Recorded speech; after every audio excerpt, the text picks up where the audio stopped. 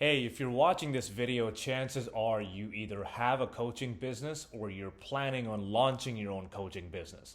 And one of the biggest questions that clients come to me with is, Yasser, I want to start my coaching business, but where do I find clients? Where do I find people who will pay me for my service? That's what we're going to talk about in this video, and that's what we talk about on this channel. So if that's the kind of content you're interested in, make sure to like the video and subscribe to the channel. Now, it depends on which niche you're in.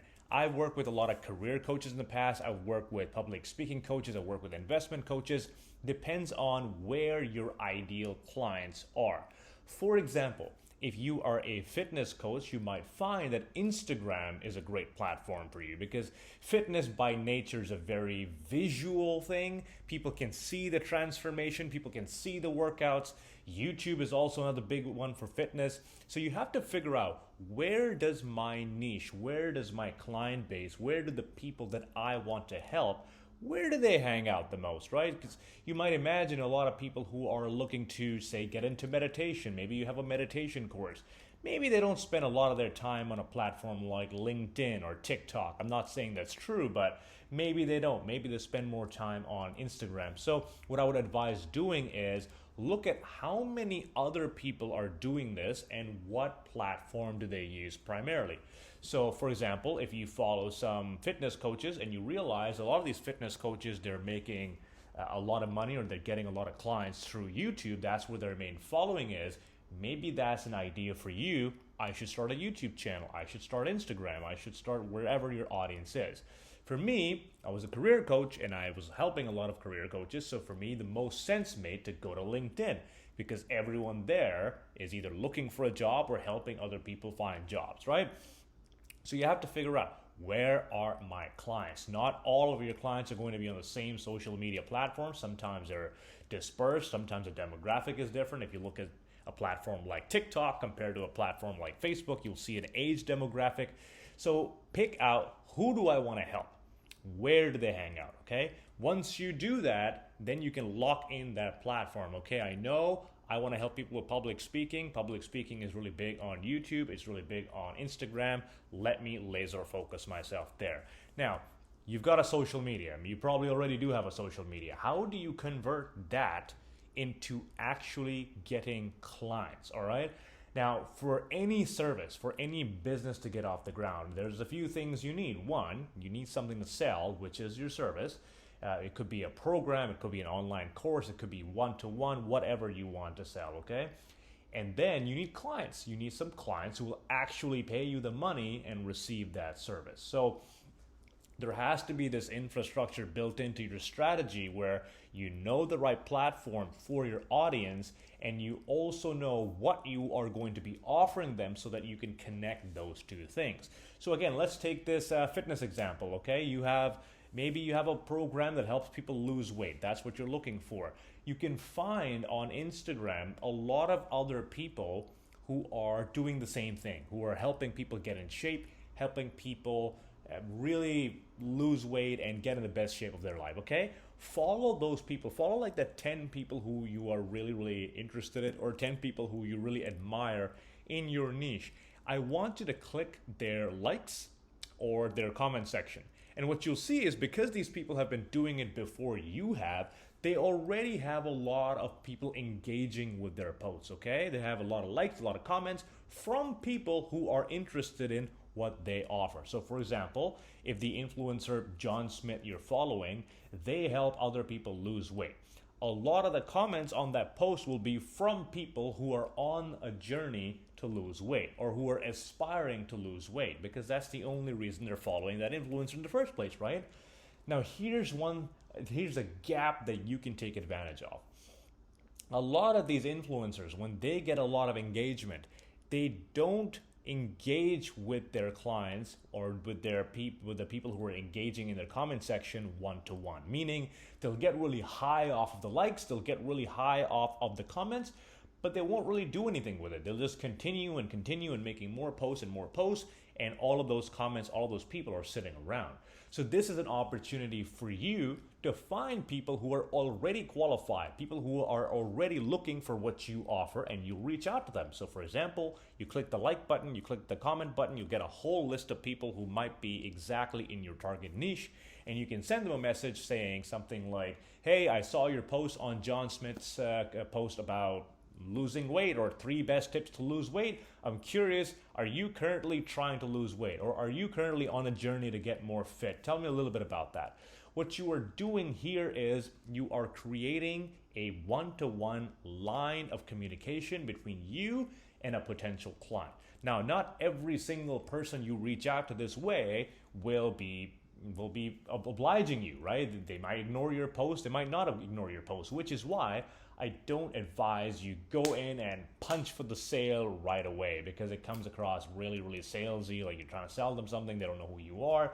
Instead, you inquire, you just open up a line of communication and say, hey, I just want to know where you are in your journey. Are you currently pursuing the same things a lot of other people are? Are you currently in the same journey I'm on? So you get an idea from them. Where are they? You create a conversation, and then you can say something like, okay, it sounds like you're working towards your goals. What are some of the challenges you're seeing? What are some roadblocks you're seeing right now? And they'll say, well, you know what? I've been trying to lose weight for a while, but after a certain point, I just can't lose any more weight. Or maybe if you're a career coach and you're helping people, you'll say, you know what? I've got my resume down, but I feel like the more places I apply to, the worse I feel, and I'm not really making any progress. Or you could apply this to a whole bunch of different industries, right? So when you do that, you can say, okay, would it be a terrible idea for us to just jump on a quick call so I can understand your challenges more? The reason I like saying, would it be a terrible idea, is because no one's going to say, yes, that's a terrible idea. But if you say something like, can we jump on a call? Then people will either ignore you, or they may be more hesitant to say yes, because it's one of those questions they don't want to commit to. But by saying, would it be a terrible idea if I just took the time and understood your challenges? It doesn't sound like it's a terrible idea, right? So a lot of people might be open to it. They'll say, yeah, absolutely, let's get on a call. I'd love to talk about it. This is what your discovery call looks like, okay? This is how you find prospects, how you get on a phone with those prospects. On this first phone call, you are going to go deep or discover what challenges they're having, whether it's their job search, whether it's fitness, whatever service that you offer around that. You're going to ask them questions about them. You're going to ask them questions about their challenges. You're going to ask them questions about what they are doing right now to fix that challenge. Once you have a good enough idea of that, you will also qualify them to make sure that they're in a good financial position, they can afford your services. Once you have done all those things, then you will figure out, okay, is this someone I can actually genuinely help with my service? If it is, then you can present that to them. Say, hey, listen, these are the challenges that you have told me. This is the offer, or this is the solution I can provide. Or you can book another call saying, listen, I've got a good idea of where you are now. I still have some follow-up questions. I do work with some clients and I help them get from point A to point B. Would you like to set up a following call so we can dive deeper into your challenges and to see if my services are something that can help you out? What do you think? Because you've taken the first half an hour to just talk to them about their problems, their issues, their life, they'll be a lot more likely to respond by getting on a call with you and seeing how you can offer them, okay? One thing people do is they pitch right off the bat. If I tell the customer more and more and more about my service, my product, they'll buy. It's the exact opposite, okay? What you want to do is you want to talk about them to such an extent where they feel you truly understand their challenge. If you can make a client feel you understand them, then they will trust that you have the solution, okay? So all you're doing is listening to their challenges, listening to their problems, enough times that they think, okay, this person is asking me some really smart questions. They must know how to solve this. They must have some experience with this. Again, think of this kind of like a doctor's appointment, right? You're not going to walk into a doctor's appointment, a doctor is just immediately pitching you on some medication. You know what? You need to get this medication. It comes with this, that. It's only $5.99, and for you, I'm going to discount it to $4.99. You're not going to trust that doctor, right? Because they didn't really take any time to really understand who you are as a person. So go into these meetings the same way. Go into these meetings almost like you are a doctor. You're trying to diagnose them. Only if they have a problem that you can solve will you offer them a solution, okay?